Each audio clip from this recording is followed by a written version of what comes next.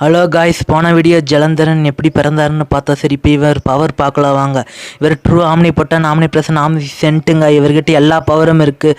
இவரோட பலங்கிறது என்டையர் ரியாலிட்டிக்கு அப்பாற்பட்ட இடத்துல தான் இருக்குன்னு சொல்லி அவனு பல தெய்வ கடவுள்கள் அழிச்சிருக்காரு. எந்த தேவர்களாலும் இவரை வின் பண்ண முடியாது. பல கடவுள்களை அழிக்கிற அளவுக்கு இவர் வல்லமை படைச்சிருப்பாரு. எதுக்குன்னு தெரியுமா? இந்த வல்லம் எப்படி கிடந்துச்சுன்னா, இவர் சிவாவோட ஒரு பவர். இவர் துர்க்கையம்மனுக்கு ஆதிசக்தியான அவங்களுக்கு நல்ல பைட் கொடுத்துருக்கா. மகாவிஷ்ணுக்கும் நல்ல பைட் கொடுத்துருக்கா. அப்புறம் விநாயகர் அண்டு முருகனுக்கே நல்ல டஃப் ஃபைட் கொடுத்துருக்காப்புல. அவங்களையே வீழ்த்திருக்கா. மகாகாளி எவ்வளோ பவர்ஃபுல்னு உங்களுக்கே தெரியும். அவங்களே இவங்கிட்டிருந்து பின்வாங்கிட்டாங்க. பட் மகாவிஷ்ணு மகாகாளி நினச்சா கொன்றுலாம். பட் அதுக்கு அவங்க அதிக பவர் யூஸ் பண்ணணும்.